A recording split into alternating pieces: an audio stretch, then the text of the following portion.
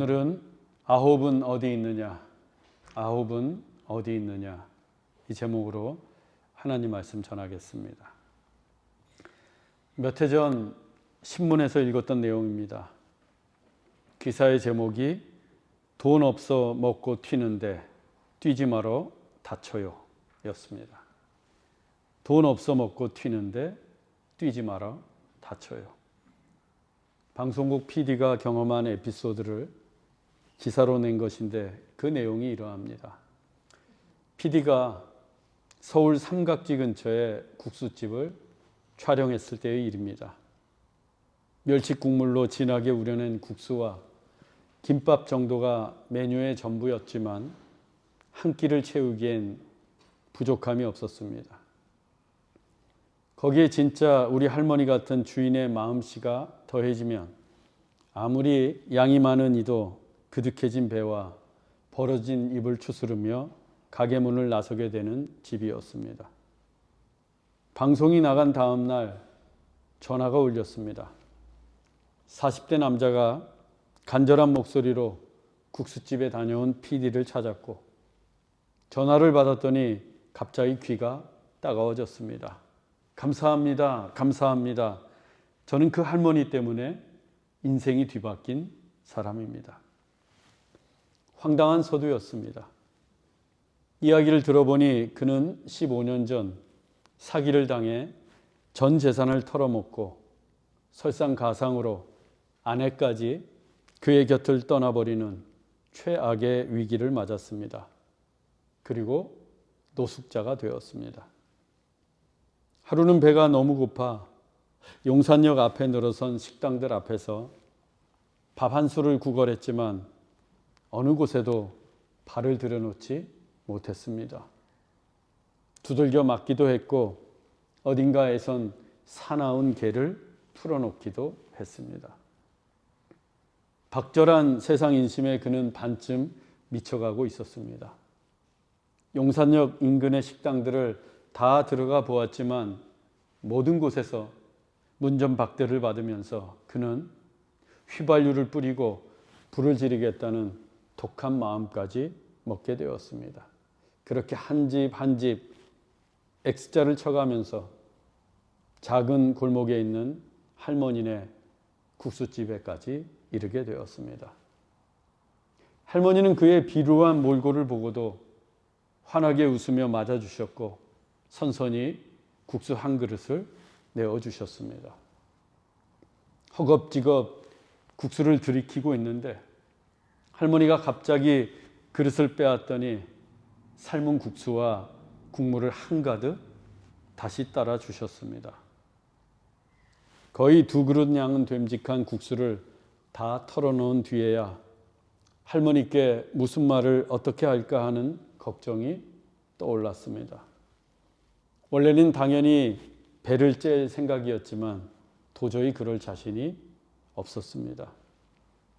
어떻게 할까 틈을 보다가 할머니가 국수를 삶는 사이에 그는 자리를 박차고 뛰어나갔습니다. 그때 할머니가 뭐라고 소리를 질렀지만 그는 개의치 않고 도망을 쳤습니다. 그렇게 한참을 뛰다가 잠시 멈추어 가쁜 숨을 몰아쉬는데 할머니의 외침이 불쑥 머릿속에 들어왔습니다. 그냥 가. 뛰지 말어. 다쳐요. 그냥 가. 뛰지 말어. 다쳐요. 할머니는 처음부터 그가 돈을 내지 못할 것을 알았고 그럼에도 불구하고 그를 친절하게 맞아주셨고 국수 한 그릇을 더 퍼주면서 웃어주셨고 배은망덕하게 말 한마디 없이 도망갈 때에도 뛰지 말라고 외쳐주셨던 거예요. 그냥 가, 뛰지 마라, 다쳐요. 혹여 도망치다가 다칠까 봐. 그날 그는 어린아이처럼 펑펑 울었다고 합니다. 자신을 속이기만 했던 세상, 그리고 자신을 버렸던 사람들이 쳐둔 얼음장 속에서 숨막혀가고 있던 자신에게 할머니의 자비는 따스한 불씨 한 조각이었습니다. 그는 얼마 뒤에 몸과 마음을 추스르고 파라과이로 호롤단신 이민을 떠났습니다. 그리고 15년 후에 그는 큰 성공을 거두고 잠시 한국에 들어왔습니다. 그때 우연히 삼각지 국수집 방송을 보게 되었던 거예요. 그는 즉시 방송국에 연락을 했고 또 국수집으로 달려가 할머니를 배우며 15년 전에 못다한 감사를 전했습니다. 감사합니다. 감사합니다. 저는 할머니 때문에 인생이 뒤바뀐 사람입니다. 라고 하면서 허름한 노숙자에게 베풀었던 할머니의 자비, 그 자비로 인해서 인생이 뒤바뀐 노숙자는 성공한 뒤에 다시 할머니를 찾아가 감사를 전했습니다. 이처럼 자비와 감사는 우리 마음을 훈훈하게 하고 한 인생은 물론 이 세상을 새롭게 합니다. 하지만 요즘 세상이 각박해지고 은혜를 모르는 시대가 되었는지 자비를 베푸는 사람도 그 자비에 감사하는 사람도 드물어 갑니다. 오늘의 본문을 통해 우리는 자비와 특히 감사하는 법을 배우기 원합니다. 본문 11절입니다. 예수께서 예루살렘으로 가실 때에 사마리아와 갈릴리 사이로 지나가시다가, 예수님이 예루살렘으로 가실 때에 사마리아와 갈릴리 사이를 지나가셨습니다.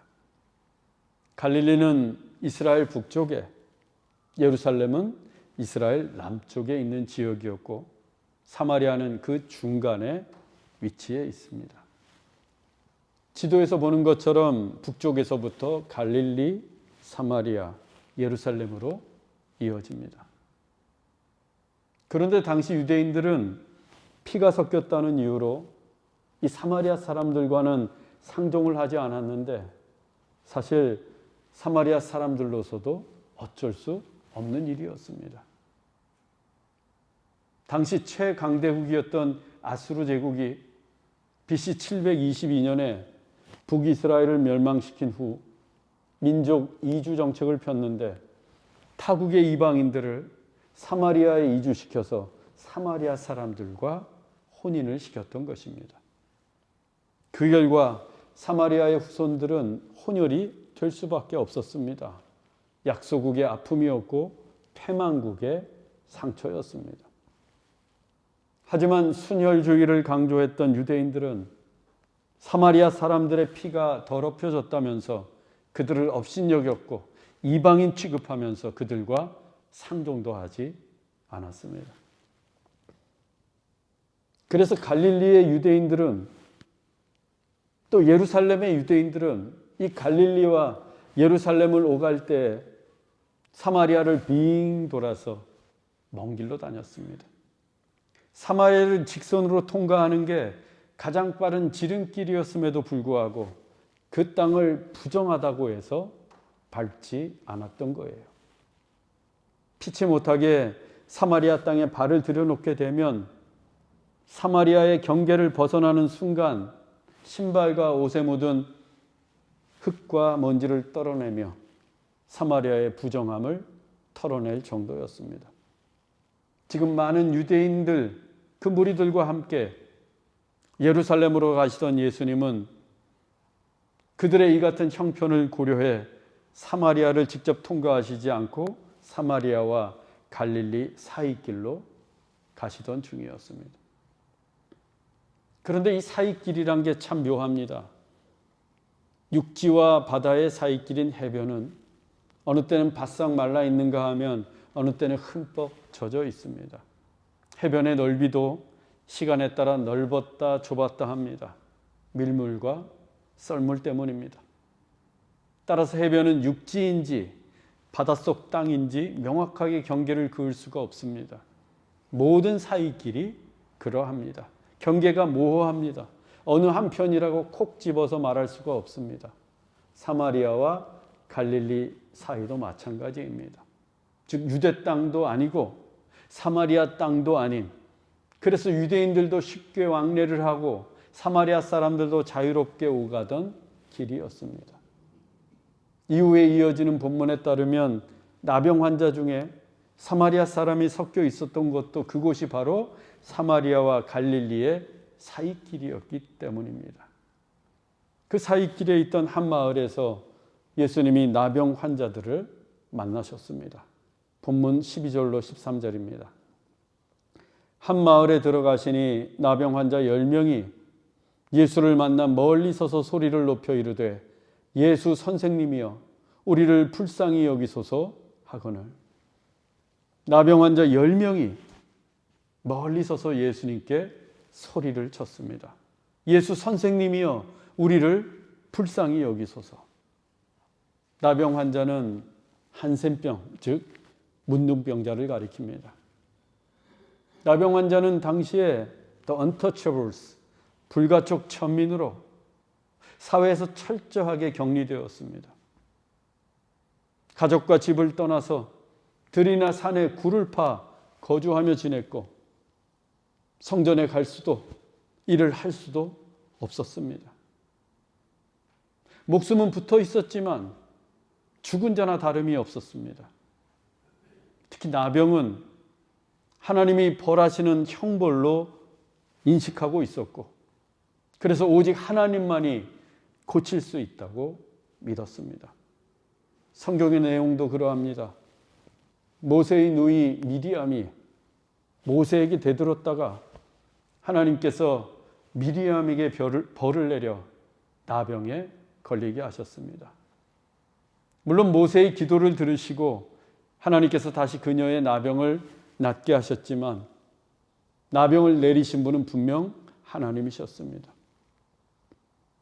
또 우시야 왕이 나라가 강성해지자 스스로 교만해지면서 오직 제사장만이 할 수 있는 성전의 분향을 자신이 하려고 했습니다. 그때 제사장들이 만류하자 우시야 왕이 크게 화를 냈는데 그 순간 하나님이 그를 치셨고 그의 이마에 나병이 생겼습니다. 결국 우시야 왕은 죽는 날까지 별궁에 격리된 채 나병을 앓다가 쓸쓸히 죽음을 맞이했습니다. 수리아의 군대 장관 나아만도 나병 이야기에서 빼놓을 수 없는 인물입니다.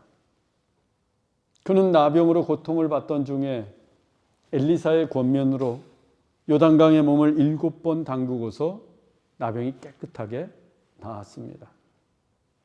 이에 나아만이 엘리사에게 감사의 답례로 예물을 주려고 했지만 엘리사는 굳고 사양을 했습니다. 하나님이 하신 일이었기 때문입니다. 그런데 엘리사의 사환 게하시가 나아만을 찾아가 엘리사 몰래 예물을 받았습니다. 엘리사가 예물을 원한다고 거짓말까지 하면서 그러자 하나님이 나병으로 그 게하시를 치십니다. 게하시가 하나님의 영광과 권능을 가렸기 때문입니다. 이상과 같이 이스라엘의 역사는 나병을 다루시는 분이 하나님이셨고 때문에 사람들은 나병을 하나님에게 큰 죄를 지어 받는 형벌로 여기고 있었습니다. 또한 율법은 나병을 부정한 것으로 지정을 해서 나병 환자와 접촉을 하면 그 사람도 부정해지는 것으로 간주했습니다. 그래서 나병 환자를 사회로부터 철저하게 격리했던 것입니다. 나병 환자들은 길을 갈 때에도 머리를 다 풀어헤치고 검은 천을 찢어서 몸에 걸치고 다녔는데 이는 나병 환자임을 알리는 표식으로서 사람들로 하여금 피해가도록 하기 위함이었습니다. 혹시라도 사람들이 자기들 가까이 오려고 하면 나병 환자들은 입을 가리고 부정하다, 부정하다, 부정하다 라고 외쳐서 사람들의 접근을 막기도 했습니다. 이처럼 가까이 하기에는 너무 멀었던 사람들이 나병 환자들이었습니다. 그런데 그 나병 환자 10명이 때를 지어서 예수님 앞에 나타났습니다. 나병 때문에 예수님께 가까이 갈 수는 없었고 그저 멀리 서서 소리를 칩니다. 예수 선생님이여 우리를 불쌍히 여기소서. 나병 환자들은 예수님을 향해 선생님이라고 불렀습니다. 보통 헬라어로 선생을 칭할 때는 랍비라는 단어를 사용합니다. 우리가 다 알고 있는 그 단어 랍비. 그런데 나병 환자들이 사용한 단어는 랍비가 아니었습니다. 에피스타테스였어요. 이 에피스타테스는 스승이라는 뜻도 있지만 위로부터의 권위와 능력을 나타낼 때 쓰는 단어입니다. 위로부터의 권위와 능력. 특히 누가복음에서는 예수님에게만 사용된 단어였습니다. 누가복음 8장에 따르면 예수님과 함께 배를 타고 가던 제자들이 거센 풍랑을 만난 적이 있습니다. 그때 예수님은 배에서 주무시고 계셨어요. 그런데 풍랑으로 배에 물이 가득하게 되어 위태롭게 되자 제자들이 예수님을 깨우면서 외칩니다. 주여 주여 우리가 죽겠나이다. 이 주여 주여가 바로 에피스타테스입니다. 우리가 풍랑으로 지금 죽게 생겼으니 위로부터의 권위와 능력으로 이 풍랑을 멈추어 달라면서 예수님께 주여 주여라고 외쳤던 거예요. 즉 누가복음에서는 예수님에 대해 신성을 지닌 주, 또 로드라는 호칭과 선생, 에피스타테스를 서로 번갈아가며 사용하고 있습니다. 같은 의미로. 따라서 나병 환자들의 선생님이여 라는 외침은 주여, 주님이시여 라는 외침과 동의어였던 거예요. 주님은 그 뜻이 메시아, 구원자입니다. 10명의 나병 환자들은 지금 구원자, 자기들을 나병에서 구원해 줄 메시아를 부르고 있는 것입니다. 가족에게조차 버림받고 철저하게 격리된 불가촉 천민, 하나님에게 죄를 지어서 천형의 벌을 받고 있는 그들, 살아있어도 죽은 자와 진배 없는 그들이 예수님을 구원자로, 메시아로 부르고 있습니다. 우리를 불쌍히 여기소서라고 하면서 아무런 소망이 없던 그들에게 예수님이 유일한 소망이었습니다. 그들에게 예수님이 구원자셨고 예수님이 하나님이셨습니다. 우리에게도 유일한 소망이 예수님입니다. 돈이 아니에요. 지식이 아니에요. 힘이 아닙니다. 우리에게도 예수님이 유일한 소망입니다. 우리에게도 예수님이 구원자시고 예수님이 하나님이십니다. 예수님을 유일한 소망으로 그리고 예수님을 구원자로 메시아로 믿고 사는 것이 왜 그토록 중요한가? 우리의 인생 때문이에요. 우리의 인생이란 게 어떻습니까? 늘 평탄하지만은 않습니다. 쭉 뻗은 길도 아니에요. 아니, 울퉁불퉁한 자갈밭이 더 많고 꼬불꼬불 험한 길이 더 많은 게 우리의 인생입니다. 그래서 누군가는 쉽게 포기하기도 하고 하루 온종일 한숨과 눈물로 보내기도 하고 육체의 질병 때문에 밤새도록 신음하고 탄식하기도 합니다. 사는 게 고통스럽고 힘이 들어요. 그러나 여러분, 소망 없고 캄캄한 인생이 되었을 때, 또 육체가 쇠약해지고 중환병에 걸렸을 때, 마음의 상처가 너무 심하고 낙심이 될 때 우리는 예수님을 찾아야 합니다. 10명의 나병 환자들처럼 주님을 찾아야 합니다. 그리고 예수님께 외치십시오. 나를 불쌍히 여기소서. 그 한마디가 여러분을 살릴 것입니다. 나를 불쌍히 여기소서. 예수님은 그 간절한 외침을 결코 외면치 않으십니다. 내가 힘들 때마다, 내가 고난 중에 있을 때마다 주님께 외치십시오. 나를 불쌍히 여기소서. 우리 주님께서 그 외침을 들으시고 우리를 불쌍히 여기시고 우리를 새롭게 하실 줄로 믿습니다. 예수님은 10명의 나병 환자들의 외침도 외면치 않으셨습니다. 본문 14절입니다. 가서 제사장들에게 너희 몸을 보이라 하셨더니 그들이 가다가 깨끗함을 받은지라. 예수님은 나병 환자들에게 가서 제사장들에게 너희 몸을 보이라 라고 하셨습니다. 당시에 나병이 나았는지 확인해 주는 사람이 제사장이었기 때문입니다. 제사장은 환자의 몸을 보고 나병이 나았다는 것을 확인하면 정결 예식을 치렀는데 먼저 비둘기를 잡아 그 피를 우슬초에 찍어서 나병을 앓았던 자에게 7번을 뿌립니다. 그러면 나병을 앓았던 사람은 8일 후에 온몸에 있는 털을 다 밀어내고 목욕을 합니다. 그때 제사장이 깨끗하다라고 선언을 하고 나병을 앓았던 자는 하나님께 감사의 예물을 드립니다. 그렇게 정결 예식을 다 마치고 나면 드디어 그는 집으로 돌아갈 수 있고 사회로 복귀할 수 있습니다. 그래서 예수님도 나병 환자들에게 이 절차를 따라 먼저 제사장에게 가서 너희 몸을 보이라 라고 하신 것입니다. 그런데 그들은 아직 나병이 낫지 않았습니다. 여전히 몸에는 부스럼투성이이고 진물과 피고름이 줄줄 흐르고 있습니다. 제사장이 아니라 누구에게도 보일 수 없는 몸입니다. 그런데 어떻게 합니까? 가서 제사장들에게 너희 몸을 보이라 하셨더니 그들이 가다가 예수님의 말씀만 듣고 갑니다.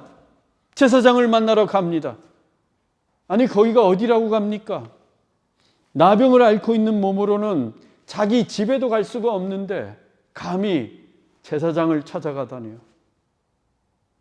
어떻게 그들이 병든 몸을 이끌고서 제사장에게로 갈 수 있었을까요?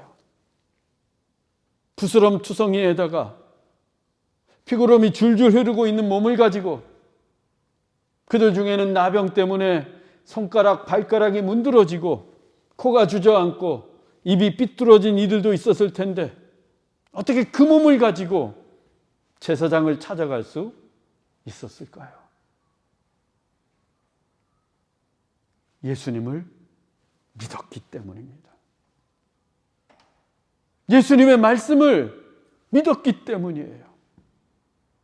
그들은 예수님을 메시아, 구원자로 믿었기 때문에 예수님께 나아왔던 것이고 그 예수님이 불쌍히 여기시기만 한다면 우리의 나병도 고쳐주실 것을 믿었기 때문에 우리를 불쌍히 여기소서라고 외쳤던 것이고 가서 제사장에게 너희 몸을 보이라 라는 말씀을 나병이 나을 거라는 말씀으로 믿었기 때문입니다. 그래서 그들은 여전히 나병을 앓고 있었지만 제사장에게 갈 수 있었습니다. 마치 아브라함이 갈 바를 알지 못할 때에 하나님의 말씀만 믿고서 고향 땅을 떠났던 것처럼 그들은 예수님을 믿고 제사장에게 갈 수 있었던 겁니다. 나병으로 인해서 그들의 몸은 죽은 몸과도 같았지만 그들의 믿음은 생생하게 살아있었고 그들은 세상으로부터 차가운 냉대를 받고 있었지만 그들의 믿음은 누구보다 뜨거웠습니다. 과연 그들의 믿음대로 그들이 가다가 깨끗함을 받은지라. 그들은 예수님을 믿고 길을 가던 중에 깨끗하게 나음을 입었습니다. 예수님을 믿으려면 이와 같이 믿어야 합니다. 지금 당장 우리 눈에 보이지 않아도, 우리 귀에 들리지 않아도 예수님을 믿고 가야 합니다. 그러면 가던 중에 나음을 입고, 가던 중에 고침을 받고, 가던 길 위에서 기적이 일어납니다. 보이고 들리는 걸 누가 못 믿겠습니까? 다 보이고 들리는데. 하지만 믿음이란 보이지 않을 때 믿고 들리지 않을 때 믿는 게 진짜 믿음입니다. 우리도 10명의 나병 환자들처럼 보이지 않을 때에도 또 들리지 않을 때에도 온전히 주님을 믿으며 살아갈 수 있기를 주의 이름으로 축원합니다. 그런데요, 이 믿음과 감사가 항상 정비례하지만은 않습니다. 본문 15절로 16절입니다. 그 중에 한 사람이 자기가 나은 것을 보고 큰 소리로 하나님께 영광을 돌리며 돌아와 예수의 발 아래에 엎드려 감사하니 그는 사마리아 사람이라. 10명 중에 한 사람만이 큰 소리로 하나님께 영광을 돌리며 예수님께 돌아왔습니다. 그리고 예수님 발 아래에 엎드려 경배하며 감사했습니다. 오직 그 한 사람뿐이었어요. 나머지 9도 나병에서 깨끗함을 입었지만 하나님께 영광을 돌리지도 않았고 예수님께 돌아와 엎드려 감사하지도 않았습니다. 오직 그 한 사람뿐이었어요. 그런데 그는 사마리아 사람이었습니다. 사마리아 사람은 앞서 살펴본 대로 유대인들이 부정하다고 손가락질하고 차별하고 상대도 하지 않았던 사람입니다. 하지만 나병에서 나음을 입고서 하나님께 영광을 돌리고 예수님께 돌아와 감사한 이는 오직 사마리아 사람, 그 한 사람뿐이었어요. 10명이 똑같이 예수님을 믿고 10명이 똑같이 예수님께 고침을 받았지만 예수님의 은혜에 감사한 사람은 사마리아 사람 한 사람뿐이었던 것입니다. 그러자 예수님이 나머지 9을 찾으십니다. 본문 17절로 18절입니다. 10사람이 다 깨끗함을 받지 아니하였느냐? 그 9은 어디 있느냐? 이 이방인 외에는 하나님께 영광을 돌리러 돌아온 자가 없느냐? 예수님이 우리에게 말씀하시지 않는다고 해서 우리가 감사하지 않을 때 예수님이 모르시는 게 아니에요. 다 아십니다. 예수님의 이 말씀은 책망이나 꾸지람이 아닙니다. 내가 너에게 이렇게 은혜를 베풀었는데 감사할 줄 몰라? 하는 허탈함도 아닙니다. 안타까움이에요. 10사람이 다 깨끗함을 받지 아니하였느냐? 그 9은 어디 있느냐? 이 말씀은 그 좋은 믿음을 가지고 왜 감사하지 못할까? 라는 안타까움입니다. 나병이 나았다는 것은 기적이 일어난 거예요. 인생이 완전히 새로워진 것입니다. 이제 그들은 가족에게 돌아갈 수 있고 일자리도 찾을 수 있고 성전에 들어가 제사도 드릴 수 있게 되었습니다. 나병이 나은 것은 죽었다가 다시 살아난 것과 같아요. 그렇다면 만사를 제쳐놓고 달려와 감사해도 부족할 텐데 그 9은 감사할 줄 몰랐습니다. 우리는 여기에서 믿음과 감사가 항상 같지 않다는 것을 알게 됩니다. 믿음이 좋다고 해서 감사도 잘하는 게 아니에요. 믿음이 좋아도 감사할 줄 모르는 사람들이 있습니다. 이들 9처럼. 오늘날은 어떨까요? 아니, 우리는 어떻습니까?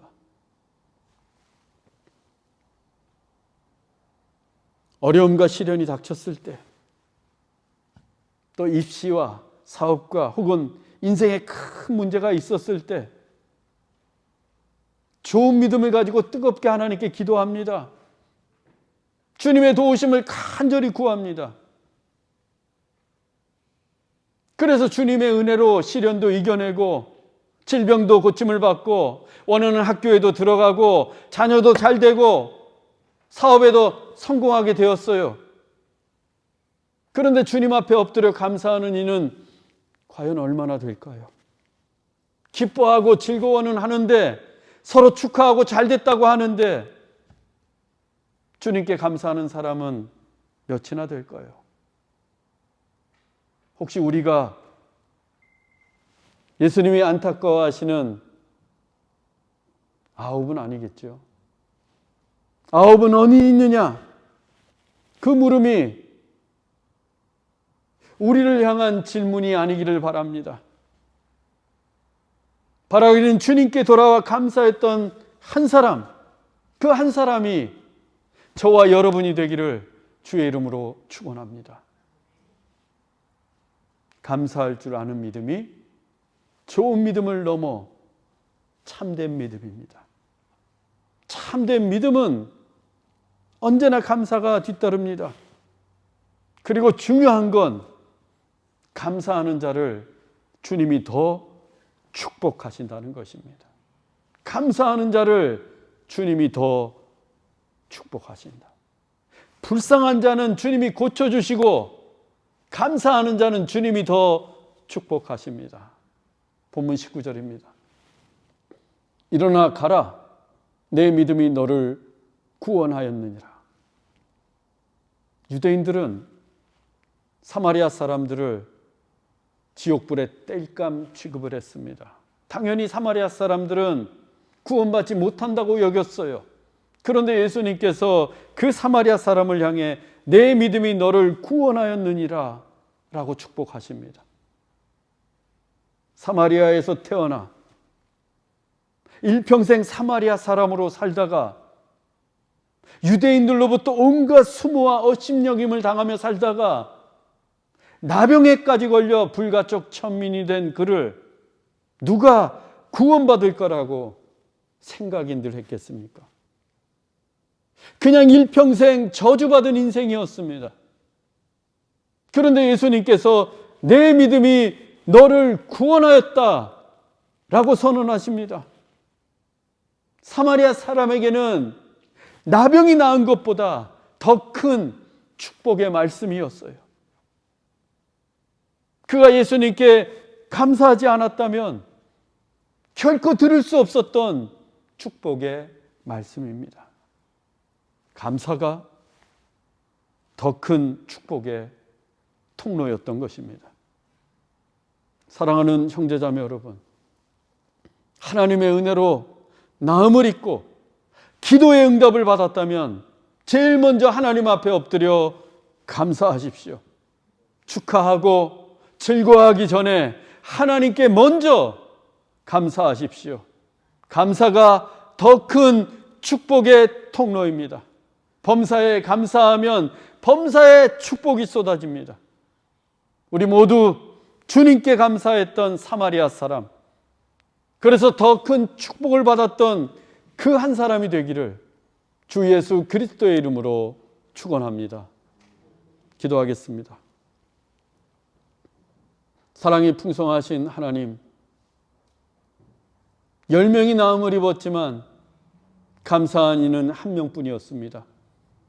믿음이 있어도 감사할 줄 모르는 사람들이 열의 9이었습니다. 감사가 더 큰 축복의 통로인 줄도 모르고 감사하지 않습니다. 주님, 우리는 감사하는 한 사람이 되기를 원합니다. 범사에 주님의 은혜가 넘치기에 범사에 감사하게 하옵소서. 그래서 하나님이 더 큰 축복으로 축복하시는 한 사람, 그 한 사람이 우리 모두가 되게 하옵소서. 길이요 진리요 생명이신 예수 그리스도의 이름으로 기도하옵나이다.